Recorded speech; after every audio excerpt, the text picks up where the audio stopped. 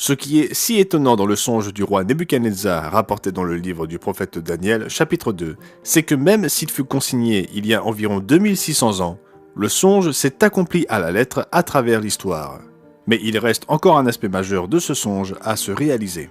Restez donc avec nous jusqu'à la fin de cette vidéo, car nous expliquerons non seulement les détails de ce songe déjà réalisé, mais aussi pourquoi cette prophétie est pertinente pour nous aujourd'hui. Et nous le prouverons directement à partir des pages de la Bible. Le chapitre 2 du livre de Daniel rapporte un songe que le roi Nebuchadnezzar fit la 2e année de son règne. Ce chapitre relate le songe et donne également l'interprétation. Nebuchadnezzar fut l'un des plus célèbres rois de l'ancienne Babylone. Vers l'an 603 avant Jésus-Christ, il fit un songe troublant qu'il voulait faire interpréter par ses conseillers, comprenant ses magiciens, ses astrologues et ses sorciers. Mais le roi ne voulait pas seulement qu'il donne l'interprétation, il voulait qu'il décrive d'abord ce songe et donne ensuite l'interprétation.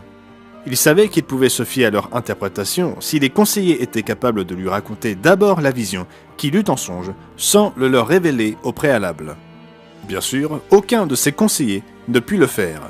Le roi prononça donc la peine de mort contre tous les sages de Babylone.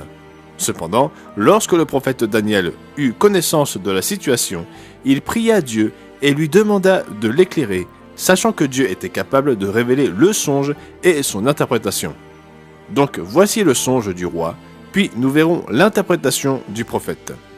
Au verset 28, le prophète Daniel déclara : « Il y a dans les cieux un Dieu qui révèle les secrets, et qui a fait connaître au roi Nebuchadnezzar ce qui arrivera dans la suite des temps.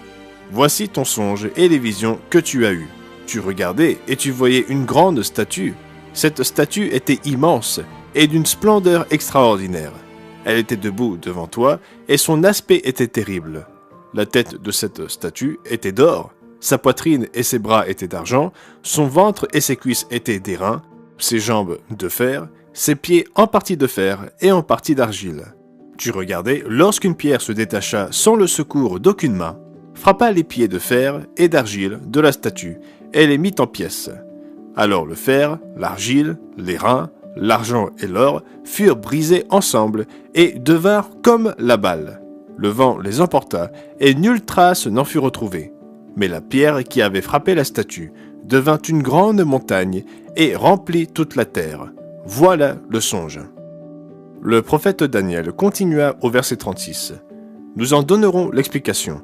Ô roi, tu es le roi des rois, car le Dieu des cieux t'a donné l'empire, la puissance, la force et la gloire. Il t'a fait dominer sur eux tous, c'est toi qui es la tête d'or. Après toi, il s'élèvera un autre royaume, moindre que le tien, puis un 3e royaume qui sera d'airain et qui dominera sur toute la terre. Il y aura un 4e royaume, fort comme du fer, de même que le fer brise et rompt tout, il brisera et rompra tout, comme le fer qui met tout en pièces. Et comme tu as vu les pieds et les orteils en partie d'argile de potier et en partie de fer, ce royaume sera divisé. Mais il y aura en lui quelque chose de la force du fer, ce royaume sera en partie fort et en partie fragile. Tu as vu le fer mêlé avec l'argile, parce qu'ils se mêleront par des alliances humaines, mais ils ne seront point unis l'un à l'autre, de même que le fer ne s'allie point avec l'argile. Dans le temps de ces rois, le Dieu des cieux suscitera un royaume qui ne sera jamais détruit. Il brisera et détruira tous ces royaumes-là, et lui-même subsistera éternellement. C'est ce qu'indique la pierre que tu as vue se détacher de la montagne, sans le secours d'aucune main, et qui a brisé le fer, l'airain, l'argile, l'argent et l'or. Le grand Dieu a fait connaître au roi ce qui doit arriver après cela. Le songe est véritable, et son explication est certaine. À présent, analysons et identifions ces empires qui ont dominé le monde. Ainsi, la première section, la tête d'or de la statue dans le songe de Nebuchadnezzar, nous dit-on explicitement représenter le royaume de Nebuchadnezzar.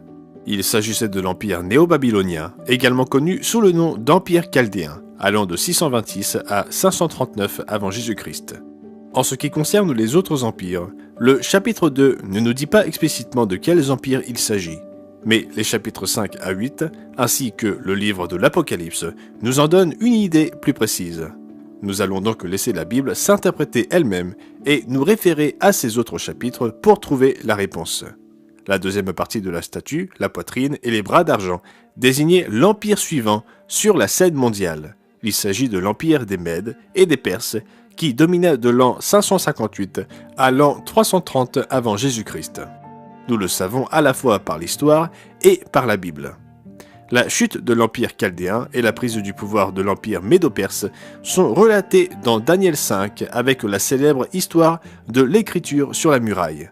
Au verset 30, nous lisons « Cette même nuit, Belchatsar, roi des Chaldéens, fut tué, et les Mèdes s'emparèrent du royaume. » Nous voyons une référence supplémentaire à l'empire médo-perse au chapitre 8.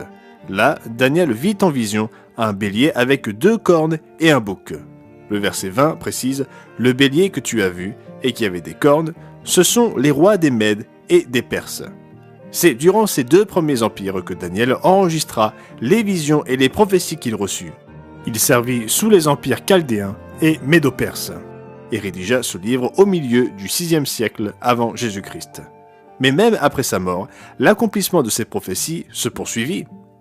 Voici la 3e section de la statue qui se rapporte au ventre et aux cuisses en bronze, représentant le prochain empire mondial.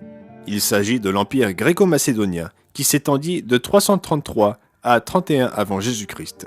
Bien sûr, nous le savons par l'histoire, mais la Bible le nomma également explicitement dans la vision du bélier et du bouc, expliquant « Le bouc, c'est le roi de Javan, la Grèce ». Les versets 7 et 8 décrivent le transfert de pouvoir de l'empire médo-perse à l'empire gréco-macédonien en disant « Il frappa le bélier et lui brisa les 2 cornes, sans que le bélier ait la force de lui résister. Il le jeta par terre et le foula. Et il n'y eut personne pour délivrer le bélier. » En d'autres termes, l'empire gréco-macédonien allait vaincre et dépasser en puissance l'empire médo-perse. C'est exactement ce qui s'est passé.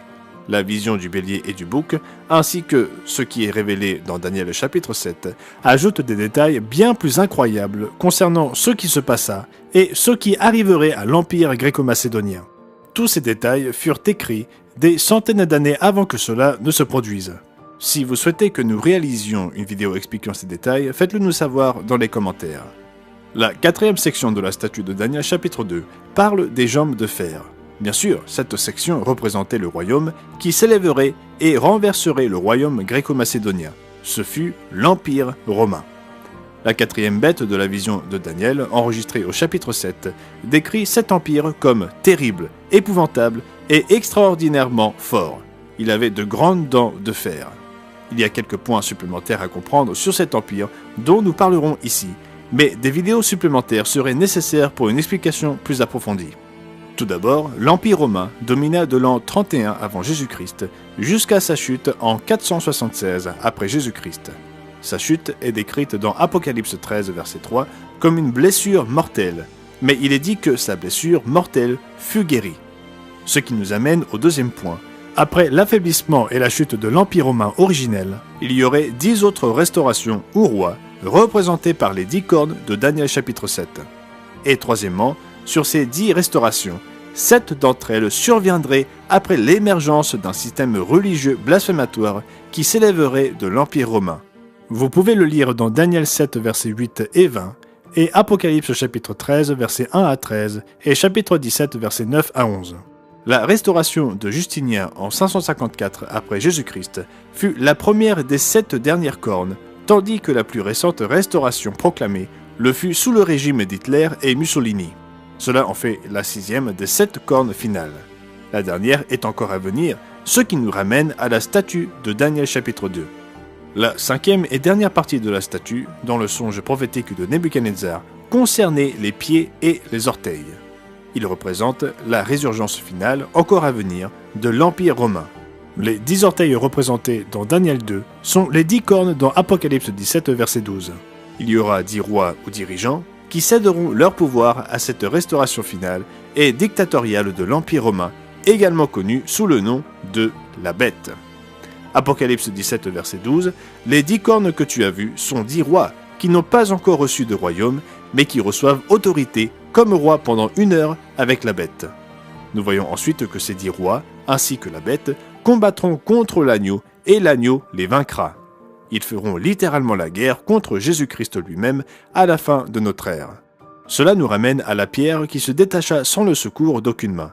Cette pierre, qui avait frappé la statue, devint une grande montagne et remplit toute la terre, représente le royaume divin. Et nous voyons que, dans le temps de ces rois, le Dieu des cieux suscitera un royaume qui ne sera jamais détruit. Le prophète Daniel conclut ensuite par cette déclaration au roi Nebuchadnezzar. Le grand Dieu a fait connaître au roi ce qui doit arriver après cela. Le songe est véritable et son explication est certaine. Entre-temps, vous pouvez commander notre brochure La Bête de l'Apocalypse, qui contient un tableau qui explique toutes ces informations en détail. Vous n'avez qu'à cliquer sur le lien dans la description pour la commander. C'est entièrement gratuit. Pour en savoir plus sur les événements qui précèdent le retour du Christ, il suffit de cliquer ici pour regarder la chronologie des événements de la fin des temps. Et si vous êtes nouveau sur cette chaîne, sachez que nous réalisons ces vidéos pour expliquer des sujets bibliques de manière simple et compréhensible. Nous croyons que la Bible est le fondement de la vérité et que tout le monde peut en bénéficier. Donc donnez-nous un like et abonnez-vous à notre chaîne pour plus de contenu inspirant sur différents sujets bibliques.